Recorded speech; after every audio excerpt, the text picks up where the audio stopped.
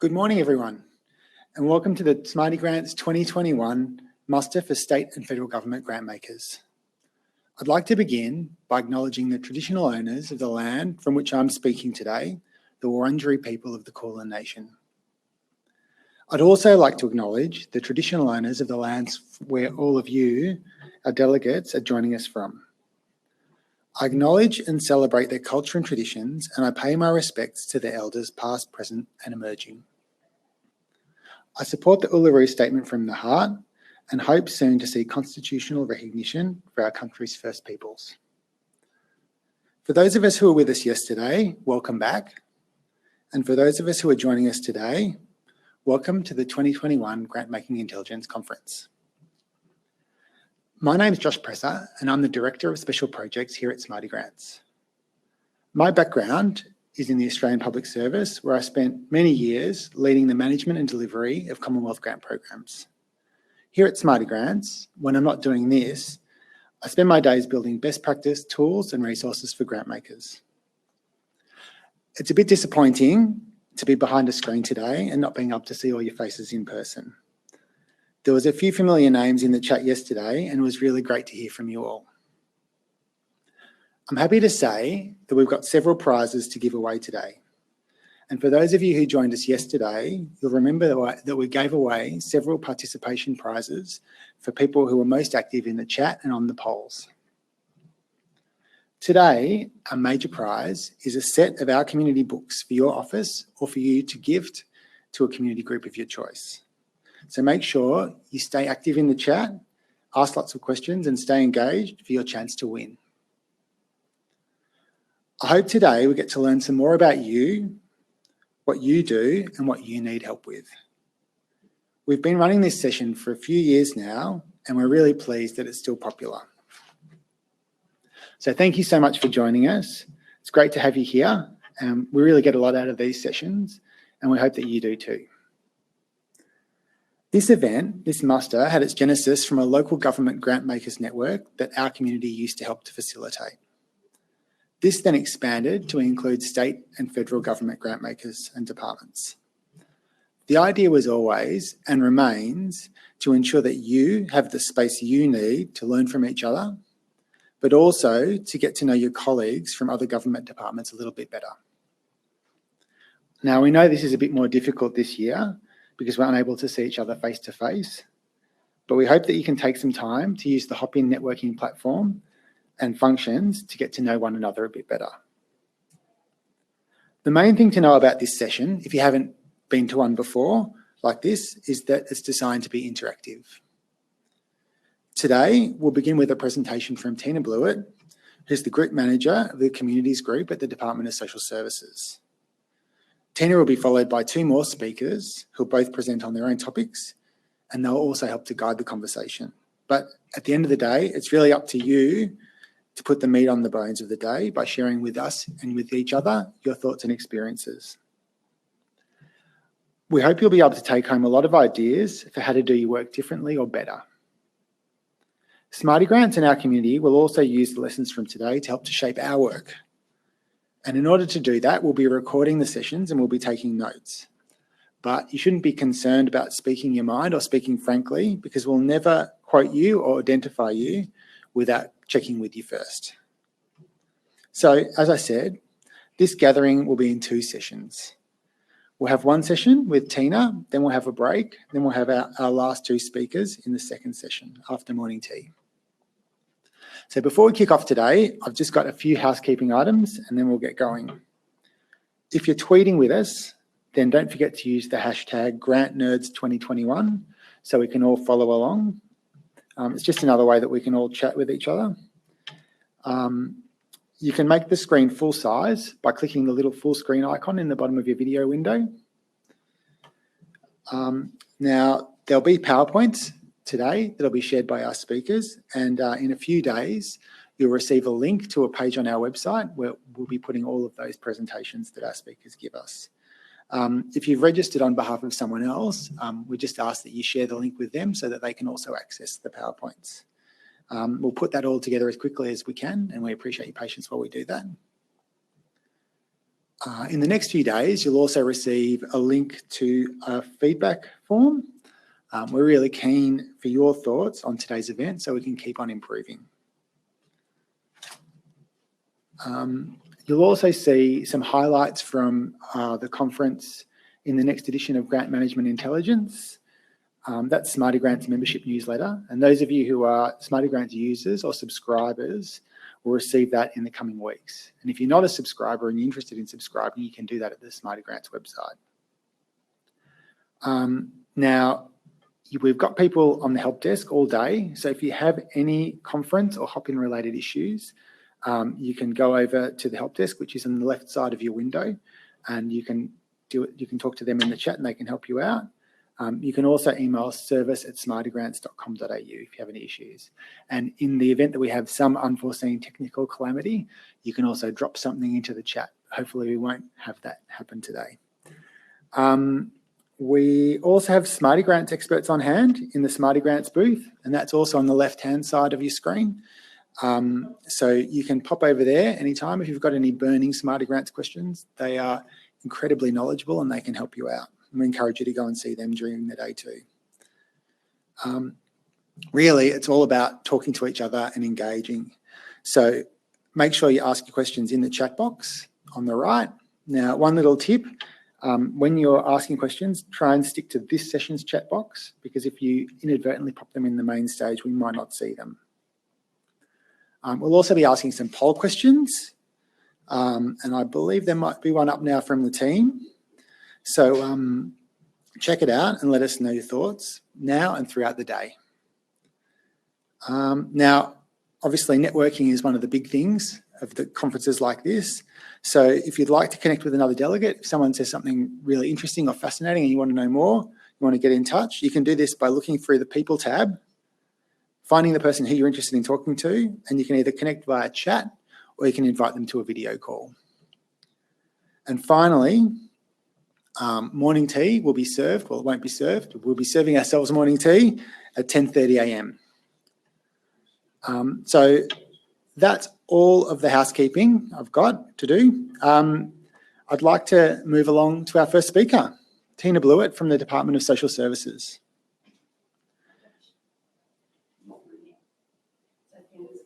Oh, sorry. We're not quite ready for Teena, so I'm just going to invite Fiona up. Hi, Fiona. Hi. I'm not quite sure what we're talking about. Yeah, it's a big day in Canberra from what we hear. So I think Teena's on the way. She's been probably called up to that big house on the hill. It's the excuse every federal public servant uses every time.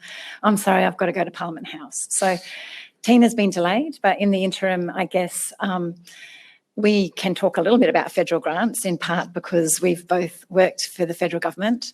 And I guess it's a particularly interesting time given, I think the Senate committee actually held their first, had their first report yesterday on the sports rights grants from before the election, the last election.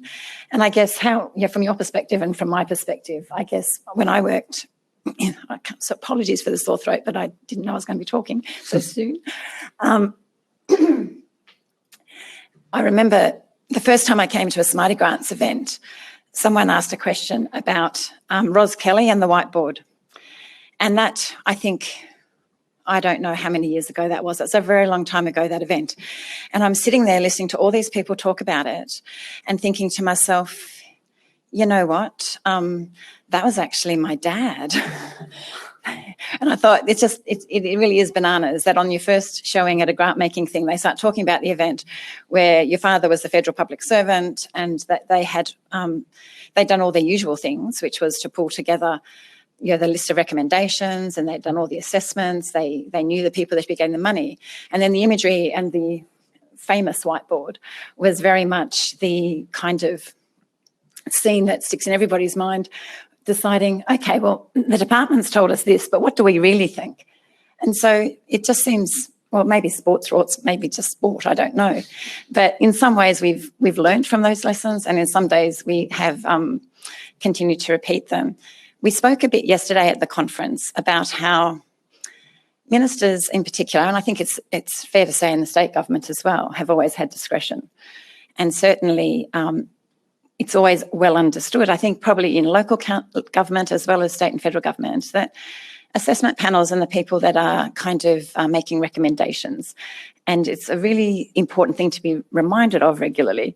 You know, we're making recommendations, we're not making decisions, which is correct and right in the sense that, you know, the people that are elected by the people of Australia are the ones that are making the final decisions on a lot of that money. So, and I think what we have discussed a bit yesterday was how that ministerial discretion is tending to become, I think, larger. Back in the day, when it was just much more about a few on the edges, there was a couple around the margins that people might choose to change on their way up because there was that sense of we just want to fiddle a little bit. And there's been a shift. Does that sort of feel how it feels to you a bit, that some of the changes are slightly more wholesale than around the margins these days? Yeah, I think it's definitely like the scale has grown. And I think, I mean, I wasn't around back then, but it seems like back in the day, as I said, it seems like there's less fiddling around the margins and it's more of a wholesale change. Yeah. I think. And I think that poses particular challenges for state and federal grant makers, because all of us know our responsibilities and all of us take them very seriously. Like anyone that has sat down to meet with their grant applicants, you know, take them through the process, or has been out in the field and seen the work that all these people are doing. I mean, you understand what's happening on the ground and you give a damn about getting the money out to the right places. And you really do spend a lot of rigorous time and thought. You've all sat in those assessment panels and sometimes online now, more than the big assessment centres or others that of the past. But we've all tossed and fought really hard for the ones that we think deserve to be in because of this, that and the other. And I think it can be a little bit disheartening at times. And I'd be very interested to see some of the questions coming through on the chats about, has that been the experience of some of the people in federal or state governments about that? Are they feeling at times disheartened? But I mean, the job's still there and it's still a really important one. I think Dennis, I can't remember the scale of grant making in Australia from Dennis's presentation, but it's huge. There's a large amount of money goes out to the public. And so I guess, are there any questions coming through? I guess is one of my first questions, but. I think though, Fiona, it's going to be a theme of the day really. Like our speakers coming up this afternoon are going to be talking about, I guess, from an auditing point of view. So if people have got questions about how as state and Commonwealth grant makers, we can, I guess, better protect ourselves or better cover ourselves in those sorts of instances from a compliance and auditing point of view, that's probably something that people could start to think about. And the other side of it, I guess, is the ethical side of things as well. Oh, yeah. That's going to, I think Simon this afternoon is going to be an absolute highlight, to listen to someone with such a big mind who thinks across ethics in every sector and every facet of Australian community. So it's an absolute win for us to be able to hear from him. I've just got a quick note here from someone from the Australian Sports Commission who, of course, have been involved in that, the poor things. And they were just saying how much they've been glad to have used Smarty Grants because they were able to use that reporting functionality throughout the ANAO investigation. And I think it's really nice for us to get that feedback, but it just reminds us all of the importance of our record keeping and every decision along the way, doesn't it? Exactly. That's a great point. Thanks, Fiona. I've just heard that Teena is now with us. So we might move to our first speaker. I'd like to introduce our first speaker, Teena Blewitt, who is the Group Manager of the Communities Group at the Department of Social Services. Teena is the Group Manager of the Communities Group, working in partnership with government and non-government organisations to improve the well-being of individuals and communities throughout the delivery of policies, programs and services. Teena has extensive experience across the public and not-for-profit sectors, having worked in the disciplines of policy development, program management, service delivery, budget strategy and people management.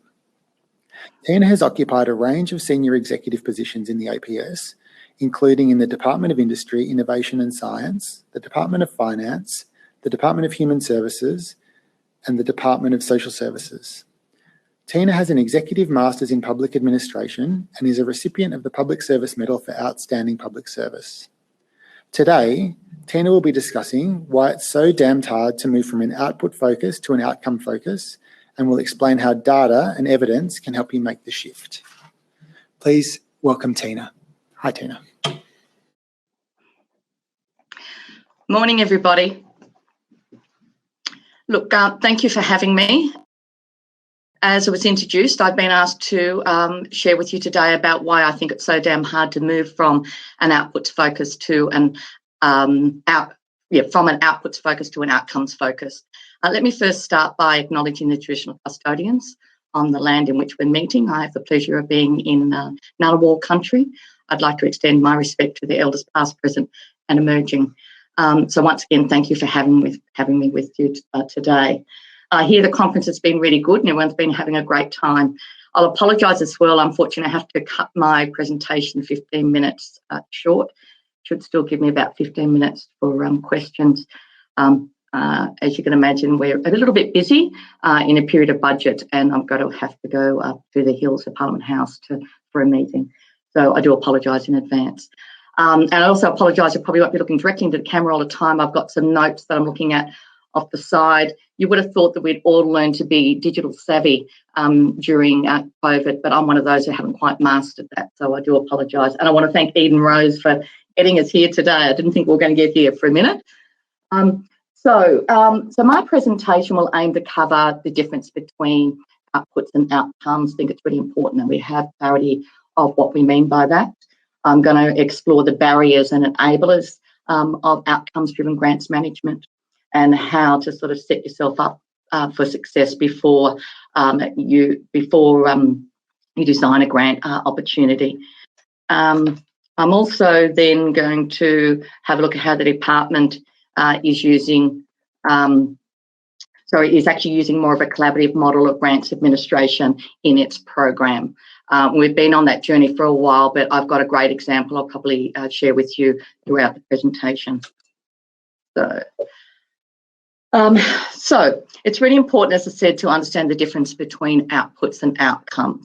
This visual is sort of showing you the difference, between in terms of the things that we're able to count. So an output is actually defined in our annual report, and I suspect globally, very simply as how much did we do?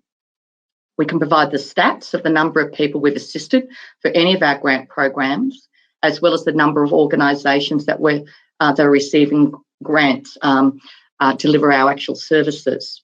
It is very much a useful measure, as it's important to be able to explain why we're doing things and how we're actually spending taxpayers' money. So it's more about the efficiency lens rather than the effectiveness lens.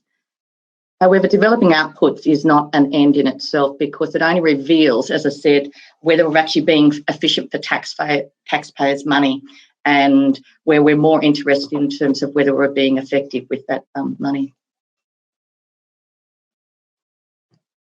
So the team have put together this bit of a slide for me, and it can actually help explain the difference between outputs and outcomes by telling a story about penguins.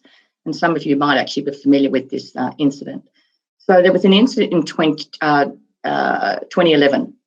There was a cargo ship grounded off the north coast of New Zealand, and there was a spill about 350 tonnes of oil into the sea. The spill killed over 1,000 seabirds and also impacted a nearby penguin colony. The authorities leapt into action, as you would expect they would do, and rescued all of the oil-slicked penguins. But they ran into a problem of how to keep the penguins warm now that the oil had removed their natural oils from their feathers. How to stop the penguins from pruning their feathers and ingesting toxic oils before they were well enough to be able to clean themselves naturally. So the solution was to put out a call to knitters around the world, asking them to send in custom-made little jumpers that they could put on the penguins. The call went viral and actually received over 1,500 jumpers from knitters all over the world. So we have an issue. oil slick penguins. We've used inputs to undertake an activity. So we've used yarn to knit jumpers. We've also had an input in terms of 1,500 jumpers. Has our intervention been a success is the question we need to ask. So the answer is it really depends on whether we actually achieve the desired outcome of warm penguins. An outcome is a specific and measurable change we want to see as a result of our intervention. We need to ask, did the jumpers actually get put on the penguins? Were the jumpers the right size? Or did they just restrict the penguins' movements? Did the knitters use the right type of yarn that actually didn't irritate the penguins or cause an allergic reaction? Did most of the penguins recover, regrow their natural oils and return to the ocean? The key takeaway from this penguin story is that we can measure as many outputs as we like, but if we haven't defined the outcomes we want to achieve and measured the degree to which we've achieved them, then we don't know whether our money has been effective or whether it's been wasted, and whether our intervention was worthwhile to start with. The outcome is the main game in this. The need to achieve better outcomes from government funding, I must admit, is uncontested. Those of you who are Commonwealth public servants may recall that the Prime Minister, when he gave an address to the Australian Public Service at the Institute of Public Administration in 2019, where he talked about 6 guideposts to show the way forward for public servants, and he established the priorities for us as public servants. One of the guideposts, the 3rd guidepost, was called Look at the Scoreboard, and expressed the importance of departments focusing on outcomes. The Prime Minister said we need to be clear about what success looks like at the start, along the way, and at the end. My Minister, Minister Ruston, has also been quite clear about expecting that the way we deliver grants is outcome focused, and all that we do is very much outcomes focused. This is a quote from the Minister back in July 2020, where Minister Ruston said that measuring inputs does not tell you whether you're achieving your real long-term positive outcomes. And we're letting ourselves down, and if we can't demonstrate that, what we're doing, we shouldn't be doing it, basically. So if there's a strong commitment from government to make programs more outcome focused, it comes back to the question we've been asked to address. Why is it so damn hard to move from an outputs focus to an outcomes focus? So my personal experience, and I suspect a number of you will have the same sort of experience, that being in the public service, I think we all understand there's a need to focus on outcomes when we're actually designing policy from the start. And what I mean by that is those of you who have been involved in developing new policy proposals, particularly when you get into the budget process, there's templates that actually get you to focus on what you're trying to achieve. But also when you've actually got time to design the policy, I think we tend to sit back and think more broadly about what is it we're trying to achieve, what does success look like. However, a narrow focus for some reason seems to prevail on outputs when we're developing grant opportunities. We often move into thinking about how many organisations we want to fund, how much will they receive, how many clients or customers might they serve, rather than actually trying to focus on the short, medium and longer term outcomes. Now, some of you may disagree with that, but I must admit that has been my personal experience. I've been in this department for about 2 years now and had prime responsibility for the Grants Management Office. So I've had quite a lot of experience in visibility of grants administration, and I was in Oz Industry beforehand, where I had the Business Grants Hub as well. And I've been, involved in quite a lot of policy development. So I really do think that there is a bit of a adjustment that needs to go on when we think about when we have the opportunity to design policy. Why is it we have a bit more clarity of objectives, purpose and outcome, and we don't do the same thing for grants? I think the other bit often is that in this department particularly, we fund a lot of community services, as you'd imagine. We have a number of programs that are ongoing and the service delivery in nature. So as a result of it, we often do grant rounds. So we might have fundings for fixed period and then we, you know, a year out, we decide, oh, we're going to have to run another grant round, and we just do sort of similar sorts of processes rather than once again taking the opportunity to step back and really think about what is it we want to do. And even in a department like this where people are quite passionate about doing the right things for their customers, I think if we can actually make that mindset and shift and remember this is about ensuring that our customers and clients get the best service, we will then actually have more of a mindset focused on outcomes. So the department's actually been considering this problem for a wee while now. I think everyone's tried to have a go at it over many, many years. But when I came into the job, it was a bit of a passion that I really wanted to try and tackle this. And we've been exploring ways to ensure that our grant programs are designed and managed to be more focused on delivering real outcomes, both short, medium and long-term outcomes to improve the lives of Australians, which most of us who work in this portfolio are quite passionate about doing. So this is involved undertaking some qualitative research with the department, with the community services sector, across the Commonwealth, with states and territory governments and with academia. We've actually undertaken surveys, we've had focus groups, held interviews, and then we've done some follow-up discussions as to how we might actually tackle this problem that we've all got. We've got a key engagement group called the Community Services Advisory Group, which is a 25-member group representative of peak groups, peak bodies and service providers across community services. And we've used them as a key consultative forum. So they've played a valuable role in helping us nudge ourselves a little bit further on this path. So this slide gives you a bit of a sense, and if people can't read it, I'm happy to make this available to our Smarty Grants friends to be available for people more broadly. It's a little bit tricky to sort of read. But basically, as part of our consultations, we've explored barriers to the department instituting outcomes-driven grants programs, and we've established 10 principles that present the potential pathways to progress. And as I say, this fell out of the surveys and the consultation work that we've done. So the first 5 are focused on addressing pain points that were actually raised by the department, so people within the Department of Social Services. First one is a cultural shift. So that is towards a collaborative model of grants administration. Root out the barriers. That is adopting a co-governance model of grants administration. Collaboration, co-design, and building adaptive capacity. So that's about a focus on building strong trust systems with community service sector. I think for a wee while now, we've actually been hearing that some of the trust that we've had between government, the public service and the community sector more broadly has been broken down in some years. So I think it's really important we get that back in train.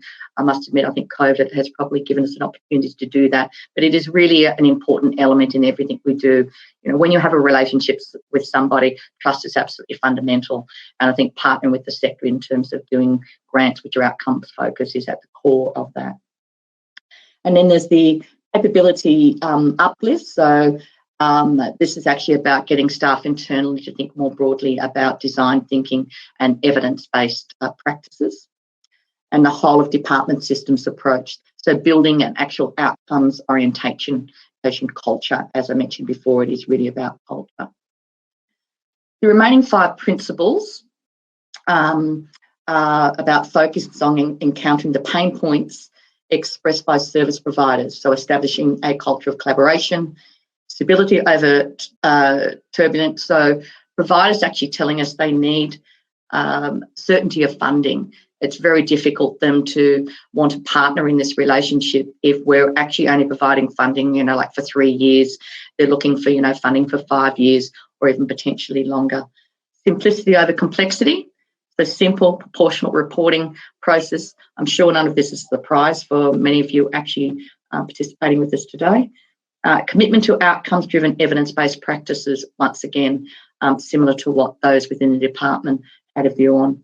And power with responsibility, flexible funding and reporting arrangements to create space for organisation agility. So the good news is one of the things we did find through our consultation is there's a substantial common ground between the department and service providers and the community sector more broadly, with us both recognising and embracing the benefits of transitioning to an outcomes-driven approach. However, while the department has began implementing these principles, it's actually a bold step we've got to recognise and a difficult process to embark on a cultural change required to shift from an output to an outcomes focus. Really tricky to do that overnight, as you can imagine. So I think it's going to take us some time, and a lot of personal effort and commitment needs to go into this. So the principles would see a collaborative model of grants administration embedded throughout the grants administration life cycle. This can be built with the community services sector by using a range of tools to encourage, enable, collaborate and engage with service providers. And that's what this visual tries to do, to give you a bit of a sense. Hopefully you can read some of the sub-points under there, and I'll leave that with you to have a look. But I say if you can't, I'm happy to make that available. So the department's already started implementing these principles through new process to make sure that grants are focused on outcomes and represent value for money. We're encouraging program areas to take a step back and spend time in the pre-design phase, where they make sure that the grant is, first of all, the right financial instrument. So should it really be a grant or should it be a procurement for the actual proposed program in which you're hoping to deliver, before jumping into doing the designing and advertising the grant opportunity? Really fundamentally important. We're actually realising that a number of things we do probably more suited to procurement than a grant. I think a recent example of that was the 1-800 Respect, that originally used to be a grant and they moved that to procurement the last time round.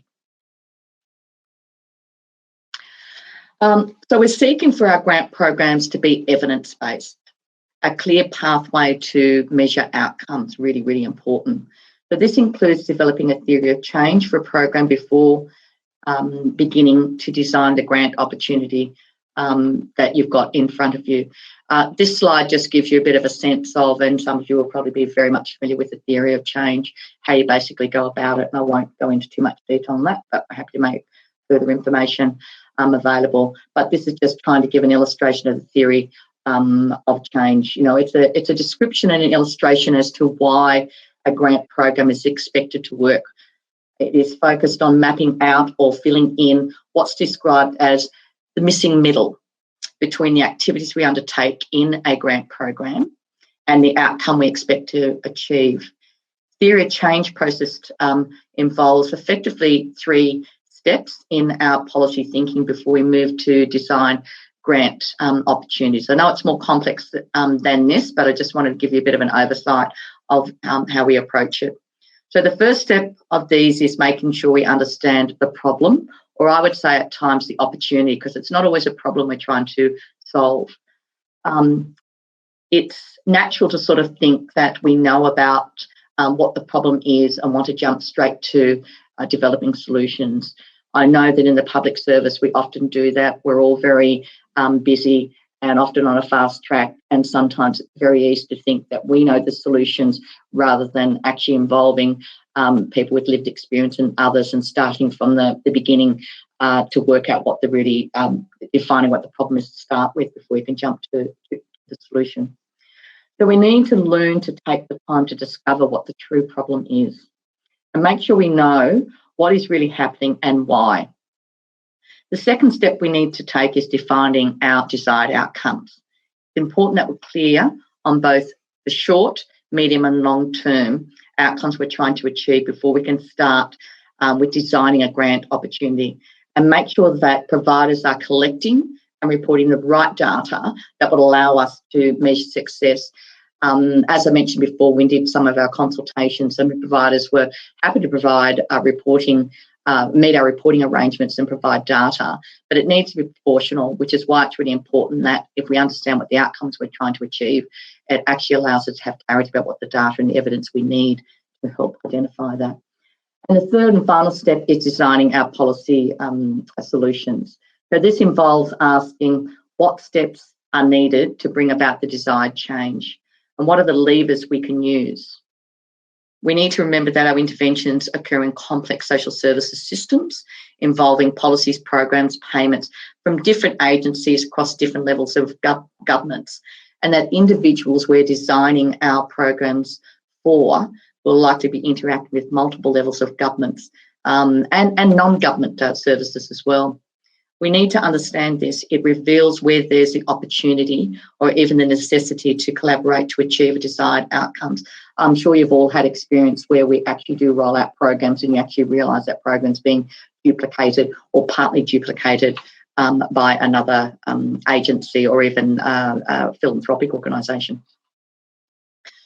So one of the key shifts that we need to make in our thinking as grant makers is to expand our ideas of timeframes involved with grants administration, which I alluded to earlier. In our department, when we're designing grants, we often say it takes about 9 to 12 months to get a grant up. However, what we don't acknowledge is this doesn't account for the additional time, which is often months and can sometimes be even years, depending on how complex the grant program is, that we need to take to do the design work, the co-design, genuine co-design and collaboration work that's required to determine your outcomes. So we actually need to expand our horizons to take a longer term view in this space.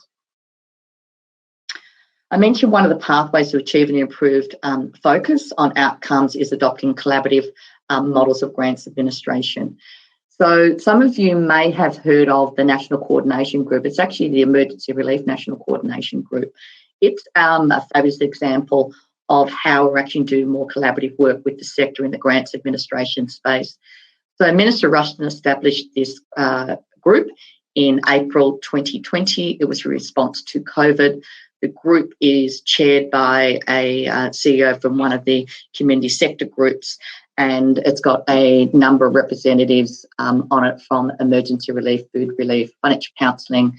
So we've got Financial Counselling Australia, the Salvos, Vinnies, all of the big NGOs in the space of our community service providers are on this group, and there's one departmental person.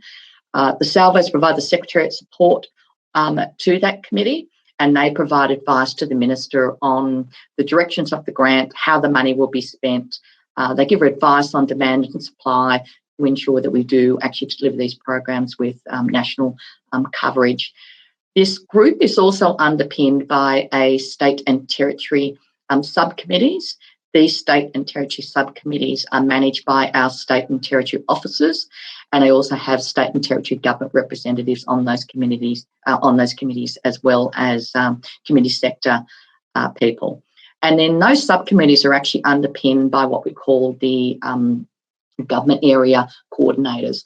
So they're our staff who are out on the ground, and they get intel. They build the relationships with the providers. So in the emergency relief services sector that we fund, there's 196 providers that we fund there.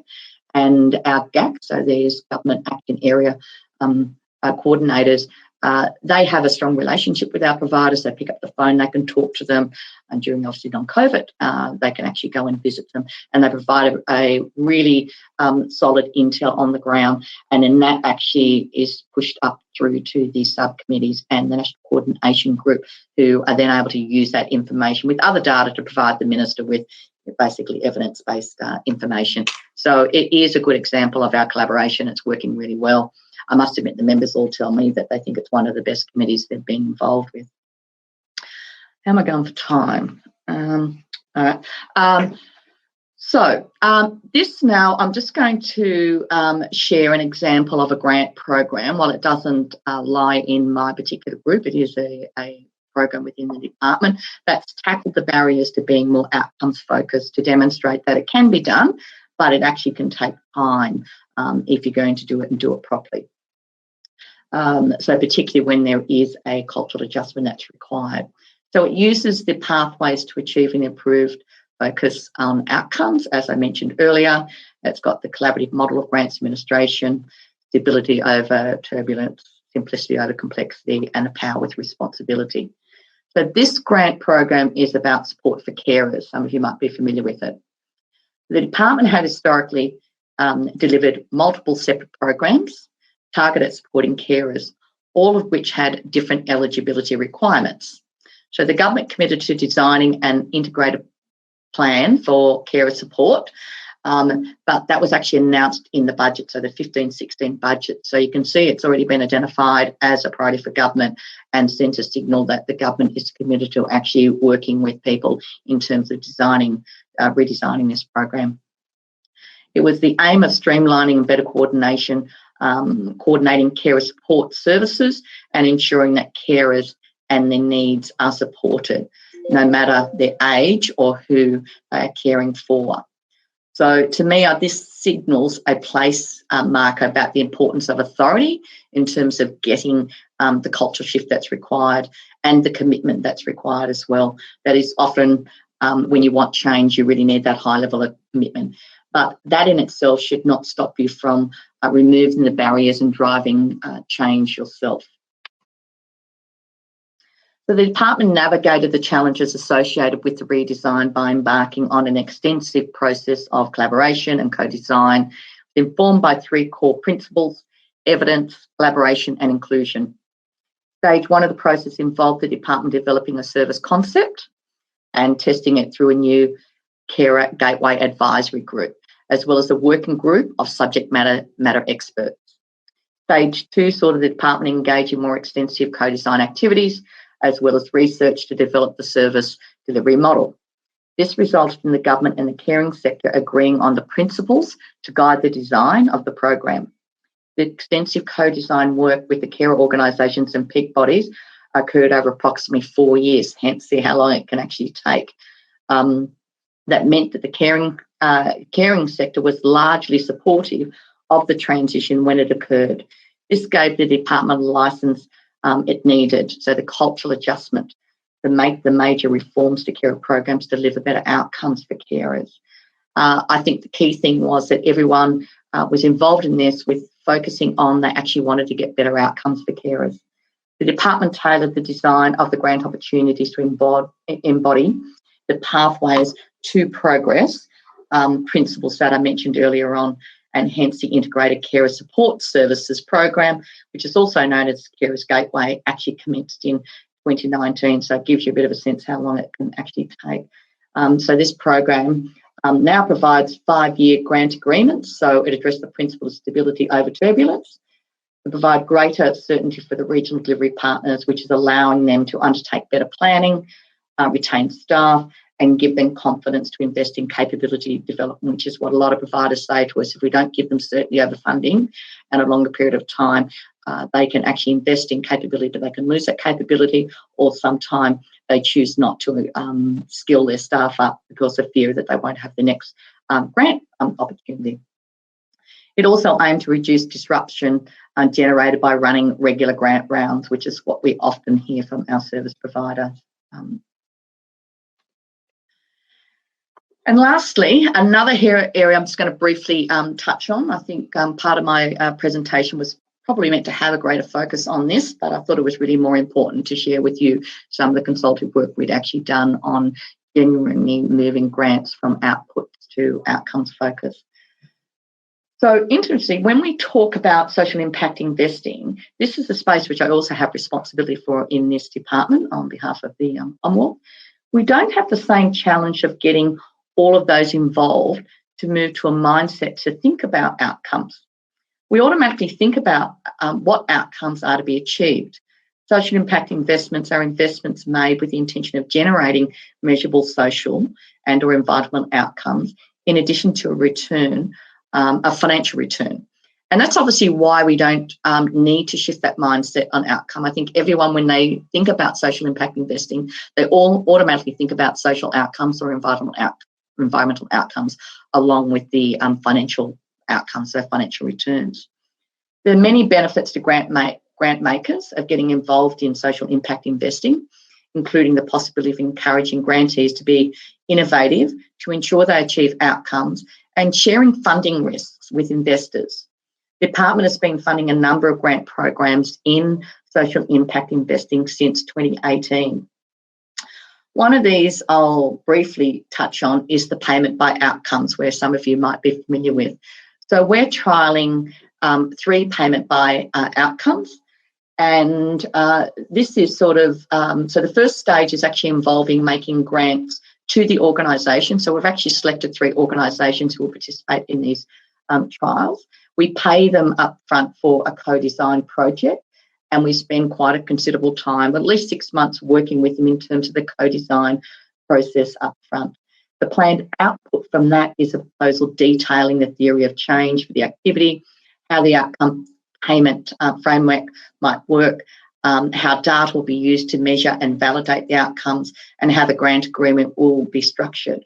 This stage will test the proposal, whether the proposal is actually viable under a payment by outcome model. The second stage will involve funding the organisation to undertake the actual project, although it is a decision of the department in terms of whether we progress to that next stage, and it really depends on how well we go in the first stage of the design process. So the Commonwealth's been clear that it doesn't see social impact investing, including things such as payment by outcomes arrangements, as being appropriate for all circumstances, but rather as an opportunity to address problems where existing programs are not achieving desired outcomes. The department's work in this space represents a chance to test a new way of funding grant programs to achieve better outcomes, and the insights generated will actually inform the nature and extent of the department's future work in this space. Now, I do stress that we do not see that about all grants moving to a payment by outcomes. And the reason I do stress that is in our consultations, we had a number of community service providers that were a little bit nervous and thought that when we were talking about moving from an outputs focus to an outcomes focus, they thought that we were going to be moving to a sort of a social impact investment model, and we were not proposing that at all. So it is true that it's hard to move from an outputs to an outcomes focus because it requires cultural change from grant makers. That's all of us, both internally to government and externally, and the rebuilding of trust between grant makers and grant recipients. It will take considered, sensitive, inclusive and incremental steps to make the shift. The Department of Community Sector agrees on the benefits of shifting to outcomes-driven grants administration. This includes greater collaboration to share knowledge and take advantage of the respective strengths of the department and service providers to deliver better outcomes for our service recipients. They also include the opportunity for the department to get better value out of funding, picking a tight current fiscal environment, and more funding certainty and a smaller administrative burden for service providers. The department is already taking steps towards a more collaborative model of grants administration, as evidenced by the National Coordination Group, which I mentioned before, and an example of the Integrated Carer Support Services Program. This is already delivering benefits for the department, service providers and service recipients. We're all doing important work as grant makers, and I'm sure you will agree with it, as you wouldn't be participating in the conference today. We're all making a big impact in everyone's lives. We can all continue to work collaboratively to achieve further improvements if we just do this in partnership and understand that we've both got roles in this. The more that our programs follow the principles I've talked about today, the closer we'll get to delivering our intended objective and achieve better outcomes, which is why all of us are in this space, because we love the work that we do. So thank you, and I'm now going to move to my last slide for questions.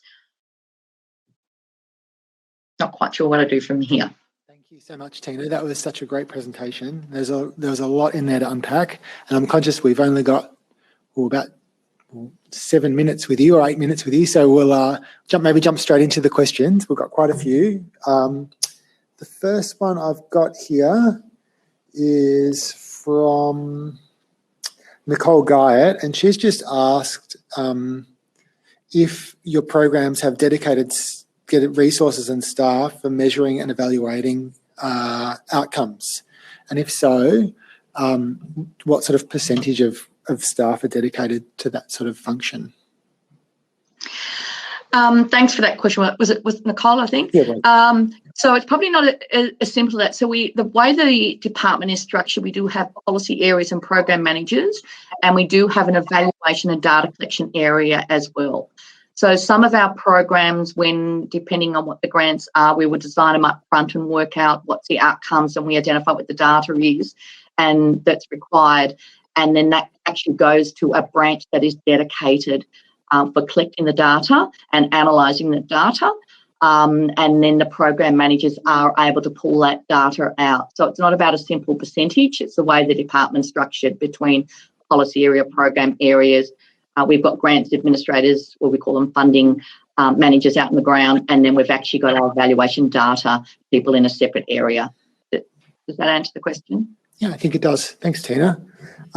Another question from Scott Clowder, and he's asking, how long does your program design consultation process usually take? I guess you mentioned that it can take a long time to do consultation and co-design. So he was asking, from initial proposal through to guideline release. Would you have I guess there's probably no one answer, but is there sort of a general time frame that you usually work to? Yeah, Scott, good question. I mean, and you're right, there isn't just one answer. So I sort of mentioned in the payment by outcome model we're talking about, which is not the general sort of grants. I mean, we're allowing 6 months for co-design in that.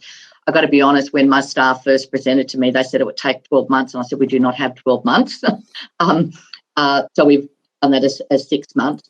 The carer support program I mentioned, I'm not quite sure the full co-design up front, but you can see that that was about 4 years from the time we made a decision to actually hitting the ground running with that. So it does vary. I think it depends on how complex the program is. I think it depends on how far the program is down the path of moving to be more outcomes focused.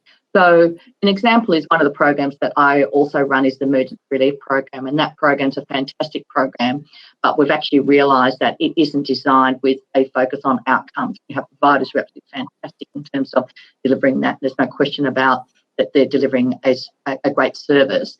But rather than do a potentially a full co-design of that, we're looking at, well, maybe we need to go back to the core principles of, looking at what's the theory of change and start working our way through that. And the National Coordination Group I mentioned before, they've been doing a bit of work on that. How do we actually identify the outcomes for that particular program? Yeah, so I think it really depends on how complex the program is, how many sorts of the diversity of the stakeholders you need to bring in, quantum of money, all of those sorts of things. Okay. But I think my key point from it takes time. And what we're trying to do internally, our grants, or what's called a grants management office, but it's our grant service office, who have general oversight for all of our grants. What they're trying to do is well in advance, and sometimes ideally 2 years in advance of a grant program coming to an end, going to the policy and the program areas and saying, hey, this is going to terminate in a couple of years.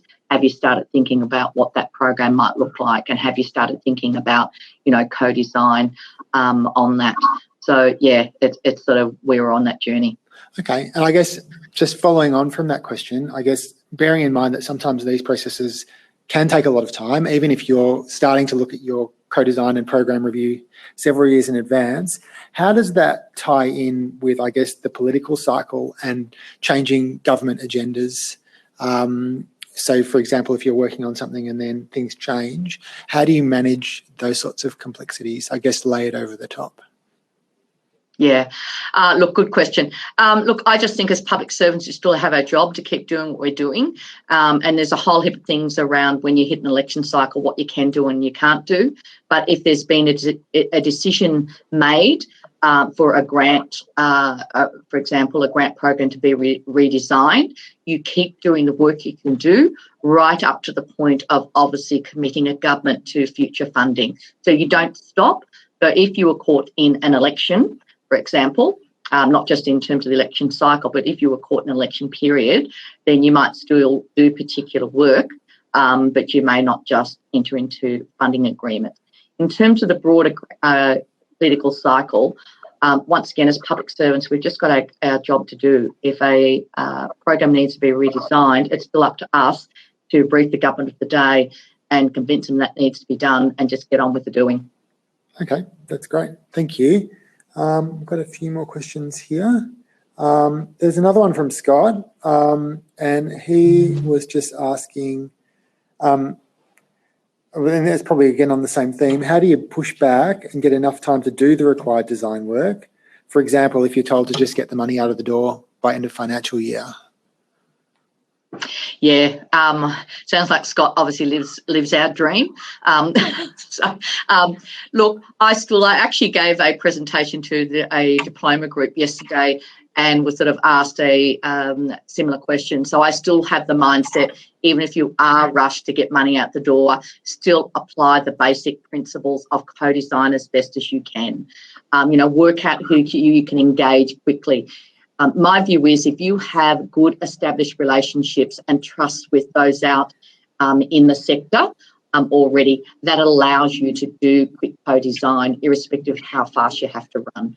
So it really is about having those strategic alliances, relationships established, that if all of a sudden you're asked to do something quickly, which we often all are, please don't put your blinkers on and just think, okay, I've got to write this thing up and just, get it in the pack of things. I would encourage you that when you're writing those things up and getting in the pack of what needs to go forward, pick up the phone, talk to different stakeholders, propose, sort of scenarios, which is I, do. What happens if we had, X dollars, or we were, proposing to do Y? What do you think? So still bring that mindset to it about you want to be able to focus on the outcomes. You want to be able to have an element of co-design. It may not be perfect, but you're better off actually, testing out some user experiences, views, and some of the key stakeholders. Okay, great. Thank you, Teena. And I'm conscious of the time and that you have to get away. Do we have time? I'm happy to take one more question. Okay. If there's one. I had a question, and it was around the payment by outcomes. And I was just wondering if you could speak a little bit more to the difference, or some of the differences between going down a payment by outcomes route compared to an administrative procurement type approach. Is there?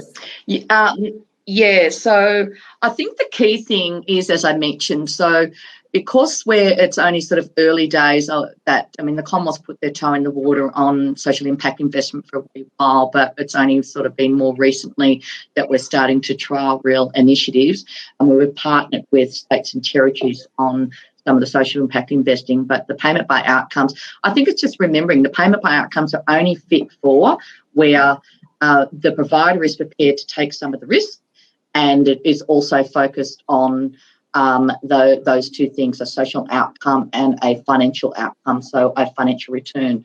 We know that many of our grants that we deliver, which I mentioned, there might be ongoing appropriation, so the money's ongoing, and there's service delivery in nature. Those programs are delivering an outcome for government. So it's government's core business, I would argue, but we are recognising that we're not best placed to do it, and therefore we would actually engage the services of an external party to do it. Where the payment by outcomes are slightly different. They are, I wouldn't say they're discretionary type services, but they could be, because so to me there could be a discretionary service that we just want to test out. They still fit under our remit of, this department's responsible for supporting vulnerable Australians, but it may not be something that we have to do as an ongoing program, such as financial counselling, emergency relief, and a number of whole of other family and children's sort of services programs that we do. It could also be used for where there's a program that's quite mature and the provider has been providing it for many years and obviously wants to try new approaches. So the payment by outcomes model, I think, is a bit more suited for that, because you'll have the provider once again is prepared to take a risk. So where grants, I look at it, you're handing over the 100% of the money, and if we get the design right and it delivers on the outcomes, that's what we want. But if it doesn't, you're still handing over the money, as long as providers deliver their milestones. And by outcomes has that risk element. We might pay 80% of the money and might say, well, you don't get the other 20% unless you actually deliver on these outcomes, and we agree with the outcomes. Perfect. Look, Teena, thank you so much for joining us today, and thank you for staying to take questions. I know we're probably a little bit behind schedule for you, but we really appreciate your time, and we'll let you go. So thanks very much. Thank you so much, and sorry if I've inconvenienced everybody. Not at all. Thanks a lot. Have a good conference, everyone. Thank you. Bye. Okay, thank you. And now it's time for us to go to morning tea. Before I let you go, I'm not going to do loads of plugs today, but I just want to do a quick one just before we go off. If you want to know more about Smarty Grants, we've got a burning question for somebody who knows a lot about Smarty Grants. Don't forget to go over to the Smarty Grants booth, which is on the left of your screen, and you can head over and you can ask anything you like about Smarty Grants, please. Okay, so it's time for morning tea. If you want to hang around and you want to network and connect with somebody, you can keep chatting in the main room, or you can connect with someone privately by the people tab with by direct message or video chat. And we'll see you back here at 10:45. Thank you. I'd like to introduce our first speaker for the next session, Chris Wheeler, who's a consultant and former New South Wales Deputy Ombudsman. Chris is a former New South Wales Deputy Ombudsman, and he served in this role with 5 successive administrations. A Public Service Medal recipient, he has extensive experience in investigations and reviews and has been widely published. Now, as a consultant, he specialises in advice, training on ethics, complaint handling, administrative law, public interest disclosures and whistleblowing. He's a commissioner on the New South Wales Greyhound Welfare and Integrity Commission.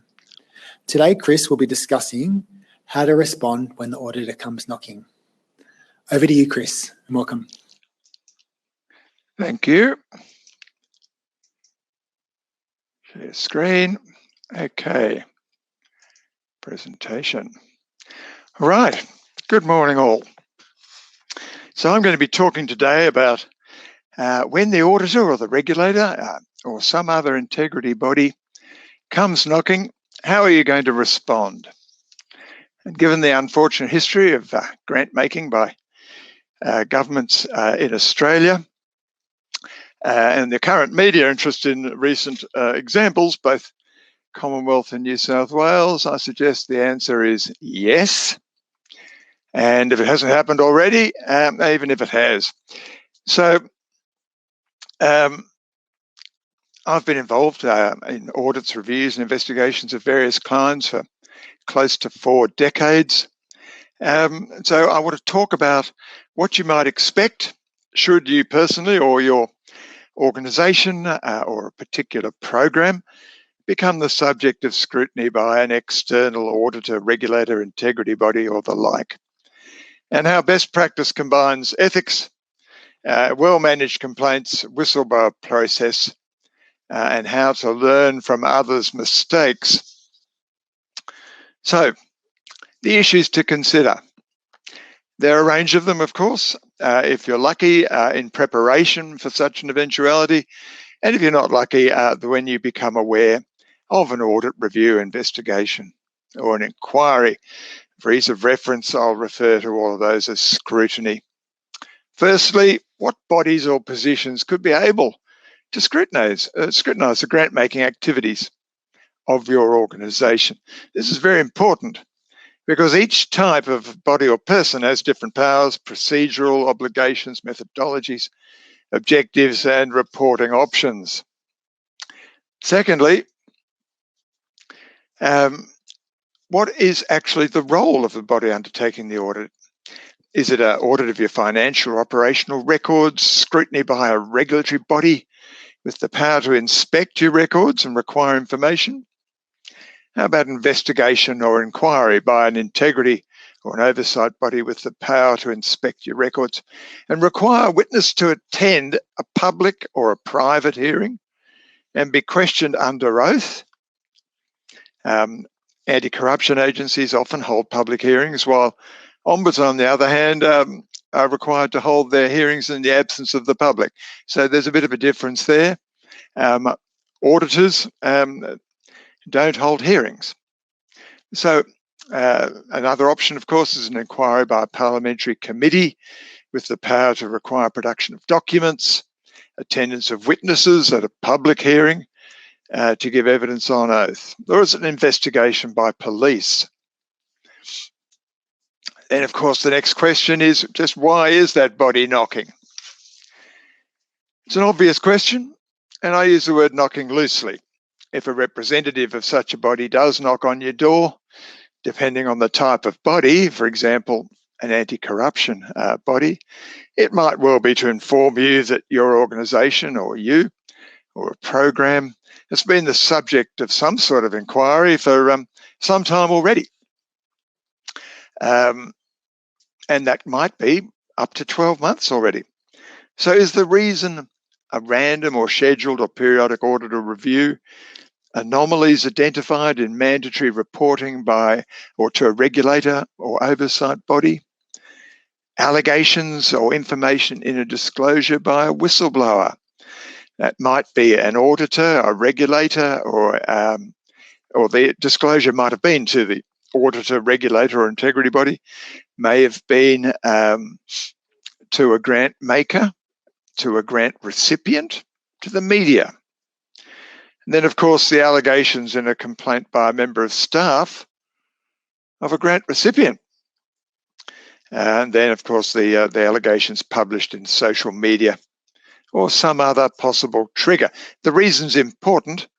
If the body has reason to suspect wrongdoing, the approach will be far more rigorous than if it's just some random or programmed scrutiny. So is the scrutiny be undertaken using formal powers or informal? Often an oversight body will initially adopt an informal approach at the outset, such as a preliminary or fact-finding exercise, to determine whether there's any substance to an allegation or other concern, and whether the use of formal powers is warranted. Now, if an organisation or person refuses to cooperate or acts defensive or evasive, this is likely to be interpreted as an indication that the organisation or the person has something to hide. In such circumstances, a resort to a formal process is almost guaranteed. Next, what's the subject matter of the scrutiny? So again, is it an audit or review, a random or regular programmed periodic event? Is it an allegation of accounting anomalies or allocation irregularities? Is it an allegation that an integrity-related issue occurred, for example, a conflict of interest, maladministration or mismanagement, serious and substantial waste, fraud, corruption, criminality? How about detrimental action against a whistleblower? Now, depending on the subject matter of the scrutiny, very different approaches to scrutiny can be adopted, with various degrees of intrusion into the work of your organisation and different levels of risk or reputational damage. So, a key question: was your organisation, or were you, aware of the problem, the subject matter of the scrutiny, prior to the knock? If so, had adequate steps been taken to investigate or otherwise address the problem? Was your organisation obliged to report the problem? Failed to do so? And if such a report wasn't made, that creates all sorts of problems of its own. Almost without exception, you're in a better position if you become aware of a problem first and implement adequate steps to investigate and deal with any problems that are identified. Is the body required to inform you at the start of its scrutiny or at some later time? Now, depending on the powers of the body, it may be able to commence an investigation without notice. And anti-corruption bodies, of course, that is a standard practice. By and large, when you get informed of an investigation, it's probably just before you call to a public hearing. For example, anti-corruption body or anybody with the power to require information may have already been to your IT staff or to your IT service provider and seeking access to records, databases, may have questioned relevant staff under oath and impose non-disclosure obligations on them on pain of criminal charges. And a lot of oversight and integrity bodies have the power to do that. You might find that the investigation's been underway and only discover that near its end, possibly when you or other staff are required, as I said before, to attend a public hearing or to be questioned under oath. And often there's no right to silence or unable to refuse to answer questions on the ground of self-incrimination. However, that information can't be used generally in criminal proceedings, but it certainly might be used by the integrity body. On the other hand, if the body is the jurisdiction's ombudsman, for example, they're required to give you prior notice of the commencement of a formal investigation. Mind you, they may do that at the same time, enter and inspect your premises and seize documents or other things. They just have to tell you they're coming or that they've just arrived. Always assume the body knows more than it's letting on, and don't try to obfuscate or avoid cooperation. Next, what powers is the body able to exercise? Do they have the statutory power to enter, inspect, seize evidence, or does it require a court order? Does the body have a statutory power to question witnesses on oath? Does the body have a statutory power to require the production of documents or the provision of information? If contemplating options about the degree to which you or your organisation will cooperate with a body conducting the scrutiny, think about how grant recipients, funding providers, regulators, the media, MPs, members of the public will respond if it becomes known that the grant maker has failed to fully cooperate with an investigation by a body lawfully conducting scrutiny. Next, what are the legal obligations on the body carrying out that role? So no body undertaking an audit, review or investigation or an inquiry has an unfettered power to do so. There will always be procedures that must be followed, and organisations or individuals the subject of scrutiny must also be provided procedural fairness. So if an organisation is about to make a comment or a finding that could detrimentally impact on the rights or interests of an individual or an organisation, at a statutorily determined point or at an appropriate time, if the statute doesn't dictate when, any organisations or individuals the subject of scrutiny must be informed of any allegations against them. And then following that any organisation or individual the subject of proposed adverse comment must be given at least the gist of that comment and an opportunity to comment prior to any final conclusions or report being made. When I say the gist of the comment, it depends on how serious the actual proposed adverse comment or finding is going to be, what impact it might have on the individual. There also can be statutory or other requirements to disclose a significant amount of information. When I was with the Ombudsman's office, my view was that the best way of checking the facts in a report is to give it to the people who are the subject of that report and give as much information as possible to them, because they would almost invariably come back with their best shot. Now, often, particularly when lawyers get involved in those processes, they're looking at what is it we must provide. My personal view is that it's safer to say what is it that we really shouldn't provide and provide the rest, because we'll have a far better idea if we're on the wrong track or we've missed something or we haven't explained something properly if we give people more information than less.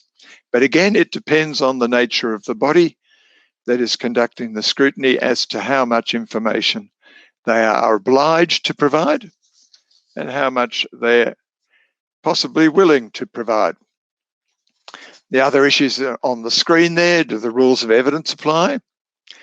For most administrative investigations, the rules of evidence are a guide, not an obligation. What's the applicable standard of proof? Again, for administrative type investigations, the standard of proof for a fact is the civil standard, the balance of probabilities, and the standard for a finding is more about reasonable satisfaction that is an appropriate finding. Okay, so prevention. Let me start with the basics. I'm sure, or sincerely hope, you're all aware of the importance of comprehensive criteria. To start with, it's of course vital that you have well thought out criteria on which to assess grant applications. That might sound like teaching your grandmother to suck eggs, but I am aware of cases where that was not done and the organisation concerned suffered significant grief. The importance of basing decisions on those approved criteria. Again, you'd think that was fairly obvious, but from press reports over several months, allegedly, the problems seem to relate to ministers and or their personal staff directing that decisions be made that were not based on the approved assessment criteria. I say allegedly and seem to relate because these things are still being considered. And I'm talking about press reports here. So from a legal perspective, you cannot be directed as to how you make a discretionary decision, particularly a discretionary decision under statute. But if you have been given a discretion through a delegation or some other authority, technically speaking, you are supposed to exercise that discretion based on your assessment of the relevant laws, policies, procedures, etc. You can be given a delegation which says you must comply with policies, procedures, criteria of the law, but a delegation can't say, and you will make the following decision. From an ethical perspective, you cannot be party to decisions that depart significantly from those approved criteria. And from a personal perspective, you don't want to be in a position of trying to defend the indefensible or avoiding answering in an audit, investigation, or a public hearing. As highlighted in recent cases, always keep in mind that politicians who make the final decisions about the awarding of grants and their staff basically have an inbuilt conflict of interest in the awarding of such grants.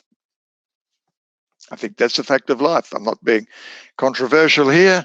They have an inbuilt conflict of interest.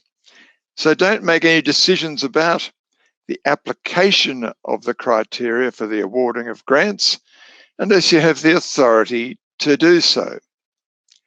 And if you're advised or directed to implement a decision about the awarding of a grant which appears not to meet the approved criteria, apart from diplomatically pointing out the discrepancy in writing, ask for a written instruction or directions to make that decision. So you won't be exercising your own discretion. You'll be purely acting under the direction of somebody who hopefully has the authority to give you such a direction. The importance of authority. Don't make a decision about the awarding of a grant unless you have the explicit written authority to do so.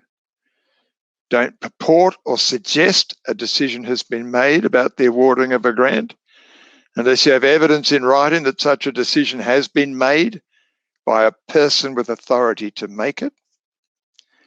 Don't implement a decision about the awarding of a grant unless you have written instructions to do so from somebody with authority to issue such instructions, or you personally have the authority to do so already provided to you. And of course, the importance of documentation. I have to say, in close to 40 years of investigating generally public sector organisations and individuals, but also the experience of the Ombudsman's Office in its private sector jurisdiction, looking at not-for-profit organisations, etc.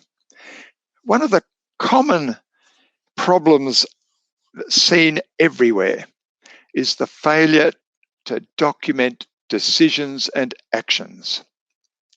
It's an almost universal failure.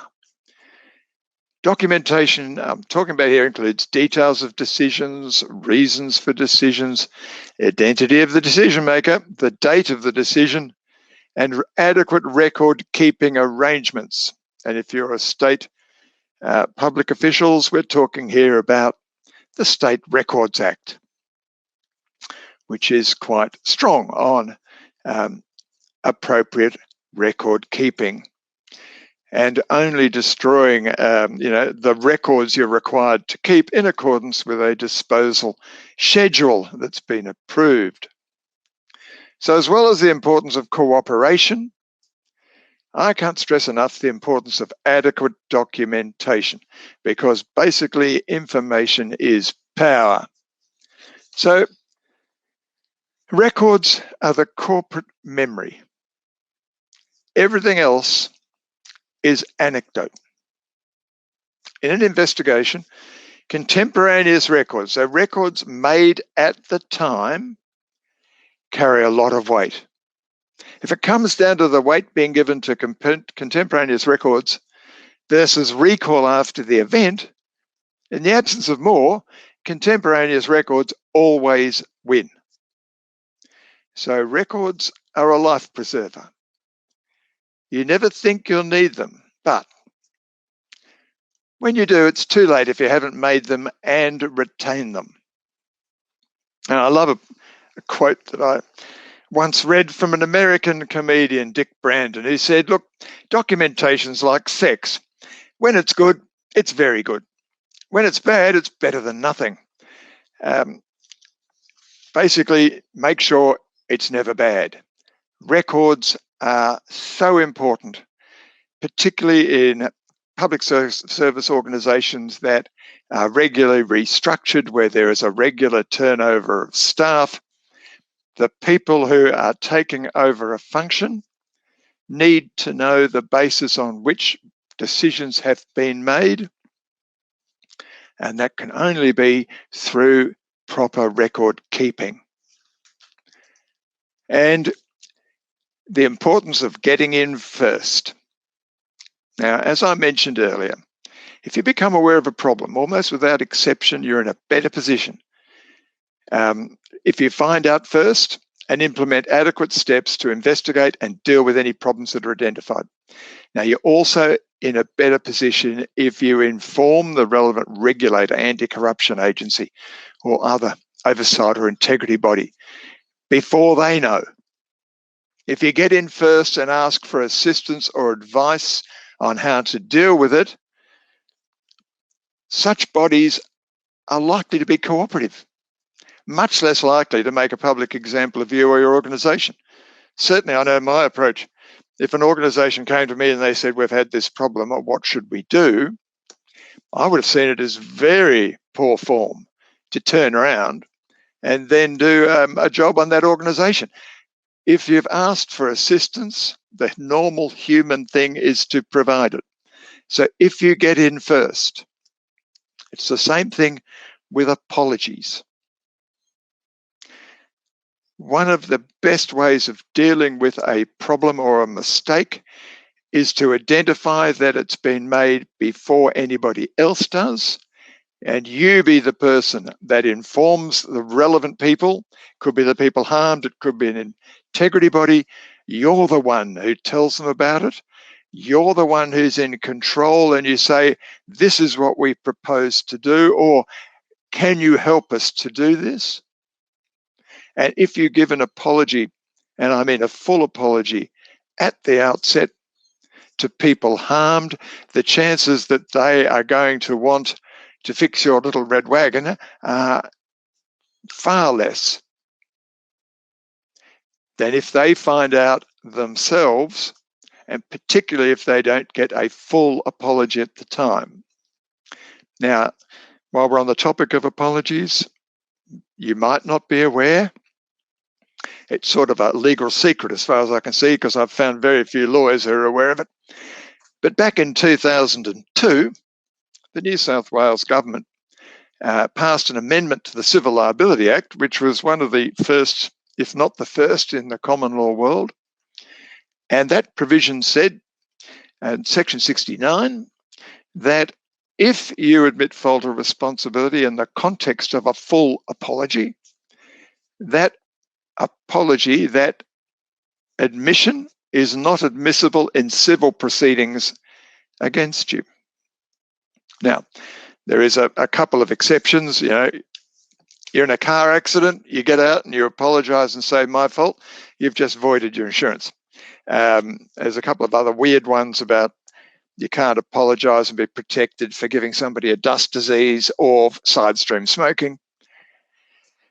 But leaving aside those sort of weird ones, in your general life or your general work activity, if you apologise and you give a full apology, which means you admit fault, you admit harm, the words if and but don't appear anywhere in the apology, then that information cannot be used in civil proceedings against you. They might look for other information that proves what you've said, but certainly I've had quite good legal researchers try and find me a case where somebody gave a full, frank apology at the outset, and that was used against them. And there's only one, I think, in WA, and basically the High Court said, well, you know, in a commercial situation, you know, people are likely to say anything to resolve a commercial dispute. You know, we're not going to put any weight on that apology. And that was without a statutory protection. I have to say also the ACT adopted a similar provision soon after New South Wales. Queensland did a couple of years later, South Australia more recently. So if you're in any of those jurisdictions and you've made a mistake and somebody's been harmed, get in first and inform the people harmed, inform any oversight body, talk about what you're going to do to address it. And again, as I say, no ifs, no buts. So let's move on a bit to the importance of whistleblowing. The benefits of getting in first highlight the importance of a workplace culture that supports internal disclosures of wrongdoings by staff. Such a culture is not easily achieved, but it's worth the time, effort, and resources to do so. What you need, of course, is a well-drafted internal reporting policy, which includes a foreword from the CEO of the organisation, committing in writing to protecting and supporting whistleblowers. Now, this doesn't matter if you're a public or private organisation. Both should have a policy. And certainly, if you are basically a corporation, the whistleblower protection provisions of the Corporations Act were amended in 2019, and they are extraordinarily strong. And the liabilities on board members and senior managers can be extraordinarily expensive, like losing the house, if you don't comply with the whistleblower protection provisions. You know, one of the key ones being confidentiality. So what you want is a policy. Doesn't matter if you're public, private. You want a good one. You want a simple one. You want commitment from your CEO in writing to protecting and supporting whistleblowers. Next, you need a number of disclosure officers, not just one. So each worksite, it certainly should have one. But also you need them scattered around the organisation. So it isn't that, you know, if somebody goes to talk to the disclosure officer, everyone can see it and go, oh, okay, somebody's making a disclosure.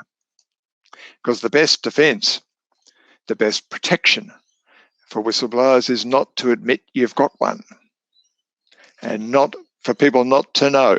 Now, if they already know, because often people who blow the whistle have already talked about it in the workplace, they've already raised it in the workplace, then they want to blow the whistle and want confidentiality when that's just not possible. But if it's been kept quiet beforehand, the best protection is not to admit you've got one and to take steps to deal with it without saying, oh, we have a public interest disclosure or a disclosure under the Corporations Act. There's no obligation to disclose it. Best to keep it quiet. So next, you need your staff to be aware of the policy and whatever the jurisdiction's whistleblower legislation might be. In New South Wales, it's the Public Interest Disclosures Act. For corporations, it's the Corporations Act. They need to know that there is a policy. They need to know what's in it. They need to know how I can make a disclosure. And they also need to know that the CEO is committed in writing to protecting people who come forward. That sort of awareness should be through induction training, and then on a regular basis there should be awareness training, because people seem to forget. New South Wales, there's been training available for 25 years plus, and we still find disclosure officers who make significant mistakes under the legislation. One of the key ones, of course, is not realising that something isn't just a grievance, it also has met the criteria of the whistleblower protection legislation. So they treat it as a grievance and they inform the person, the subject of the disclosure. Okay, so moving on here, most importantly, it is important that staff who make internal disclosures are actually protected and supported in practice, and appropriate action is taken to address the concerns they raise. And while on the topic of whistleblowing, and I did allude to it briefly just before, private sector organisations need to be aware of the whistleblower protection provisions in the Corporations Act. They came in 2019. There are significant penalties and potential compensation costs for disclosing the identity of a whistleblower or taking detrimental action against a whistleblower. Unfortunately, a number of the provisions of the whistleblower protection part of the Corporations Act are far from clear, I would say, if not incomprehensible. The scope of the conduct that can be the subject of a disclosure is extremely broad. The people who can make a disclosure is extremely broad. It's current or former staff, current or former contractors, members of their families, dependents. Almost anybody can make a disclosure, and they can make it anywhere, anytime, anyhow, to any officer or senior manager. And from that point on, the confidentiality provisions kick in, and the people or organisations that the recipient of a disclosure can talk to is extremely limited. And anybody who becomes aware of information and discloses it can be up for possible criminal and certainly compensation costs. And those costs, or the compensation payments, can go up to, we're talking in the millions here, individuals about $1 million plus. For corporations themselves, it just goes through the roof. So, secrecy provisions very narrow, draconian penalties for breach, even if inadvertent. So if you are working in a corporation and you haven't been advised of this, I think very important that you seek legal advice from within the or outside of the organisation. And finally, before we go to questions, the importance of cooperation. You know, basically, nothing good is going to come of this approach here. Okay? I can't stress too much the importance of cooperating with the body or its staff undertaking the scrutiny. As I've said earlier, human nature being what it is, any indication of a lack of cooperation or worse, obfuscation, is likely to be interpreted by an investigator or auditor as a sign of someone or some organisation has something to hide. That is certainly the response that I always had in those circumstances. And from my discussions with other people in similar roles, it is a very common reaction. What are they trying to hide? Why aren't they cooperating? Okay, so I think I'm happy to end the presentation there and to answer any questions that people might have. Thanks so much, Chris. There was heaps in that, and I think there's some really great advice for all of our delegates today as well. We've got a few questions, and I might start with one that was probably from the end of your presentation. It was about the whistleblower provisions. You were talking about whistleblower provisions of the Corporations Act, and I was just wondering about their applicability to state and federal public servants. And I guess there's been some high-profile bureaucrats or public servants who've gotten themselves into trouble blowing the whistle, perhaps they haven't done it in the right way, or they've done it through the media. I'm just wondering if you can speak a bit about, I guess, whistleblowing in a public service context. Okay, so public servants in New South Wales are covered by the Public Interest Disclosures Act, and in the Commonwealth, they've got a similar act. Unfortunately, the Commonwealth Act is drafted not too differently from the Corporations Act, so it's been described recently by a judge looking at a case as, I can't remember the exact words, but basically I think opaque would be a nice way of describing what he said, that it's almost incomprehensible. And I have to say, some of the provisions in such legislation are incomprehensible. While we're here, I'll just see if I can pull up the excuse me for a second while I just pull up a quote which I am from the Corporations Act, which is pretty much also in the Commonwealth Public Interest Disclosures Act. So here we go. A court may make, I'm just reading this. Okay.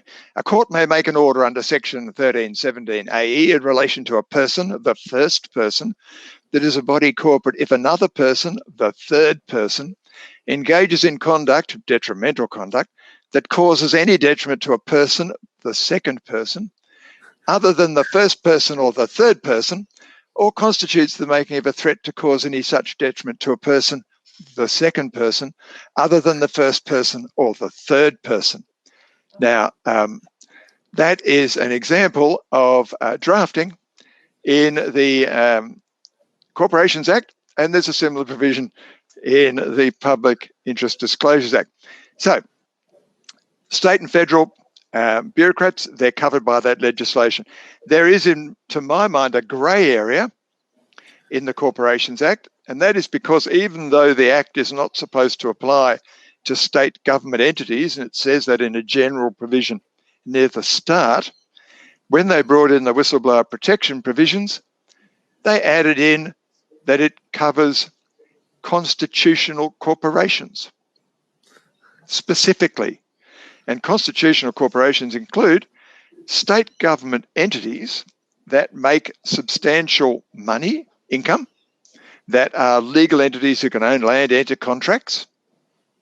Doesn't matter if it's the majority of their income, as long as it's substantial and they're a legal entity, they've been found by the courts in other contexts to be constitutional corporations.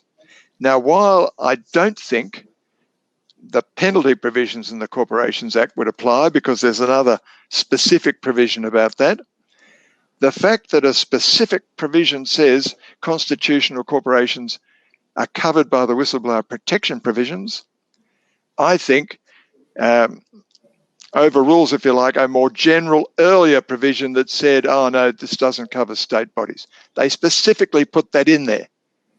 Nowhere else in the Act, they specifically put it in. Now, what that means is you've got a conflict of laws. You can be complying with the confidentiality provisions in the public interest disclosures legislation and breach the Commonwealth ones. Now, constitutional corporations would include probably all your transport agencies that earn money, that are legal entities, probably your large councils, etc.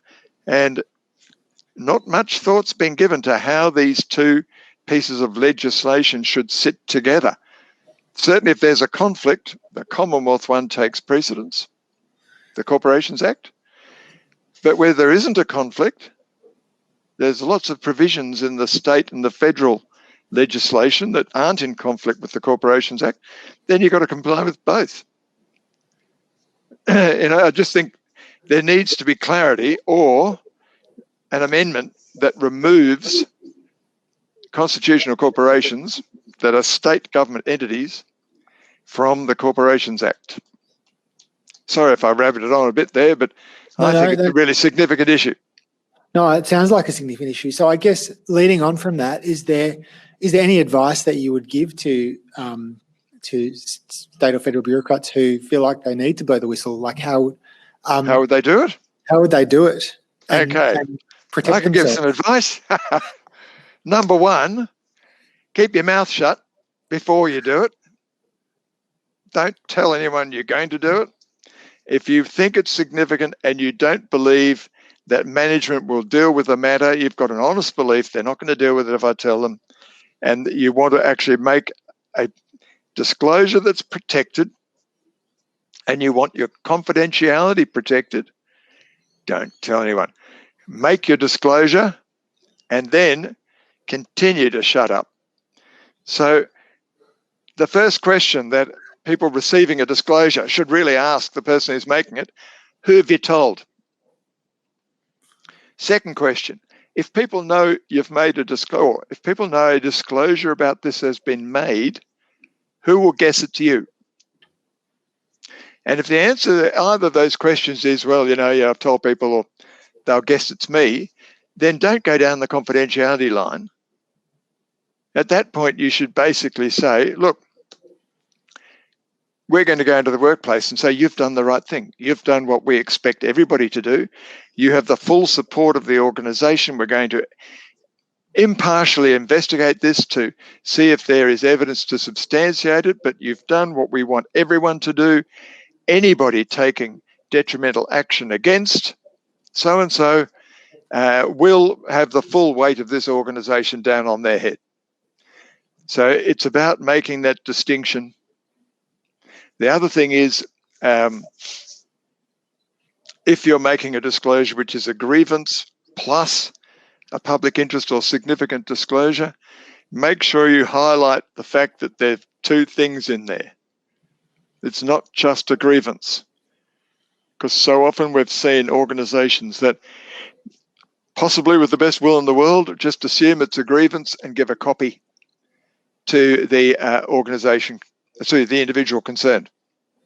And if you think back about a year ago, there was an aid organisation, a very well-known one, where somebody made an allegation that contracts worth millions of dollars were being rorted, and they immediately gave the allegation to the person, the subject of the allegation, and suggested they should meet to talk about it. It was later found that there was truth in the allegation, but that's how they started. So to avoid that, don't mix the two. Say, I've got a grievance and I've got a disclosure, or just have the disclosure. That's great advice. Thank you, Chris.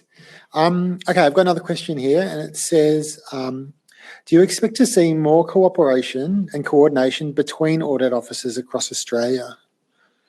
Look, it all depends on, well, if they're a state audit office, they probably already share methodologies and share training or whatever it might be. In terms of sharing information, you've got all sorts of secrecy and privacy legislation that might impact on that just somewhat. And who they're auditing, of course, depends on the jurisdiction. Now, you might have situations where, say, Commonwealth and a state have two organisations that are giving money to each other or are jointly responsible for grants being distributed or monies being distributed. In those circumstances, there may even be a provision in audit legislation that allows cooperation. I know there's provision in ombudsman legislation which allows ombudsmen to actually conduct either joint or to delegate their powers to another ombudsman to investigate a matter that crosses jurisdictional boundaries. Great. No, that's good. Another question that's just come in, and I guess this is quite a contemporary issue. To what extent do you think a lot of grant investigations and or audits have been politically motivated? And I guess the question goes on to say, has it always been this way, or do you think this is becoming more common, I guess, in the present day than it has in the past? Well, I mean, if you think back over history, there's always been, allegations, there's issues arisen, the whiteboard, other ways of distributing monies. And I guess sometimes it's been happening and not been identified. But as I mentioned in my presentation, politicians and their staff have an inbuilt conflict of interest here. And that's just a fact of life. When I'm not saying that there's anything necessarily underhanded about that, they've just got that conflict of interest. So they want to be involved and they want to influence where the grants go. Now, the way for them to do that is through the criteria, not through how those criteria are implemented. And while it might be political, quite often they're true. Yep. So you can't really expect politicians to say, oh, well, we won't take advantage of the fact that you've stuffed up, we'll just sit back here. Their job is to call, opposition's job is to call governments to account. Yep, fair point. Okay, we're getting a lot of questions or comments from our delegates asking whether your presentation will be made available. And I just wanted to say we've got a copy of the presentation. Chris has given it to us, and we'll be making that available in the coming days. So I think that's going to be really useful for everybody, Chris. So I've got a few other questions here. Now, there was a lot in your presentation for an organisation to do. What would you say would be the first step when we speak to others in the office? What should we do first? Okay, documentation and record keeping. Honestly, you've got to have a documentary trail that you can rely on later on if things go pear-shaped. So, number one, documentation. Number two, if somebody comes along and wants to scrutinise what you're doing, cooperate. Don't close the doors. Don't do the defensive. Say, hey, what do you want to see? Hopefully, you've got nothing to hide. If you've done the thing properly, if you had proper criteria that were comprehensive and were approved, that you actually followed those criteria and that decisions were made based on them, and you've recorded it, then the scrutiny is over far quicker. If you cooperate, give them the lot, say, go for your life. We're happy to hear any comments about ways we could improve. Yeah, so I'm hearing it's really about, firstly, the first rule is to document, and then really we're talking about transparency, like being transparent and being open, I guess, when people come knocking to ask the question. Yes, and it isn't just about documenting it, it's having good record keeping practices. Yeah. Okay. Well, it's no good documenting it if you can't find it, I guess, is it, Chris? If you can't find it, or if it has been lost or destroyed, the State Records Act, and I think there's similar legislation in each jurisdiction, basically says that business records must be made and retained, and they can only be destroyed in accordance with an approved disposal schedule. So failure to comply with that is a breach of the law as a minimum. Yeah. Okay. Now, this one's more of a comment. This is from Adrian Gordon, and he said, when recording your decisions, for example, a minute to the delegate, include the applications being declined, because that's also part of the decision. There's a risk we only talk about who's being approved, and the decline is not clearly documented. Did you want to speak to that at all? Absolutely. I've actually seen cases where people who were declined really want to know why. And they then, if they can, they try and use FOI, they try and use contacts, they start kicking up a huge stink. Why was my application declined? And if you don't have good reasons, then all of a sudden people, if they ring up or they write in and they say, please explain, and you can't or you don't, then all of a sudden you're reinforcing in their mind that the fix was in. Yeah, and I think you're right, Chris. I think that's there is a real risk in the ones you're declining, because often, people are going to be asking. There's likely to be third parties, who are going to be. And if they find out somebody else got money, and of course this information gets around, and they say, well, hang about, how come they got money and I didn't? I met the criteria better than them. I had a greater need that was clear. You need to be able to explain for each application why some got over the line and why others didn't. Definitely. Okay, let me see. I've got another one here. Bear with me a second. Okay, so do you think that investigations and audits will become more common, or do you think that those officers, for example, the ANAO, are being strangled by budget cuts as a way of reducing or avoiding scrutiny? I'm not going to talk about the motivation, but let's just say, having been with the Ombudsman's office for quite some time, and I was there as a young man as well, and then I left and came back.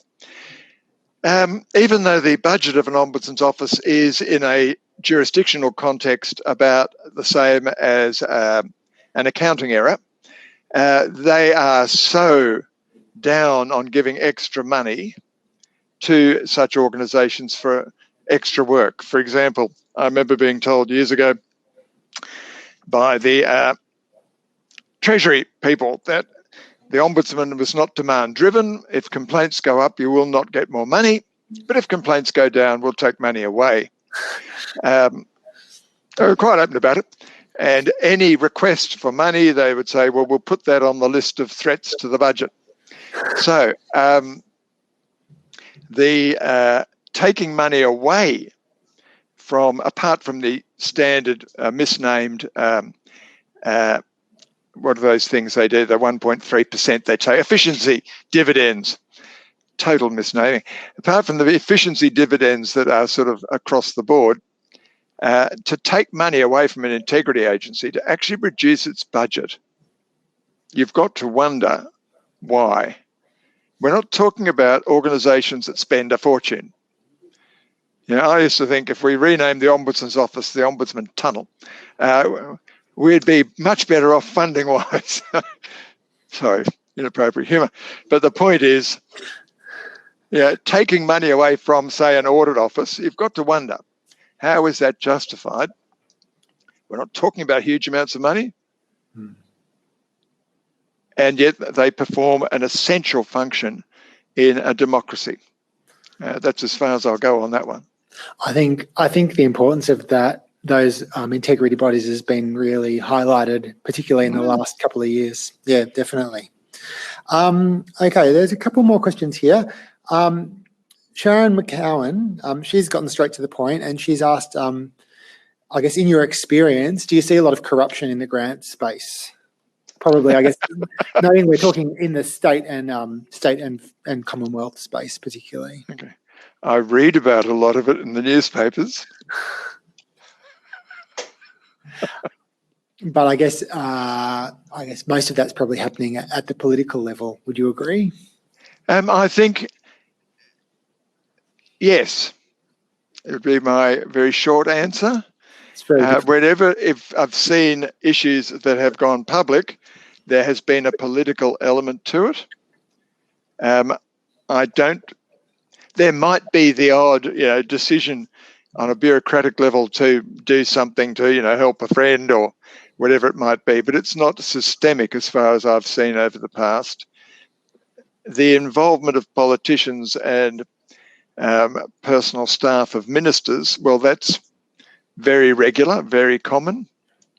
And of course, in this day and age when, you know, the old idea that public servants had a job for life, shall we say, is absolutely no more. It's now called, in New South Wales, it's called continuing employment, highlighting the fact it could end at any moment.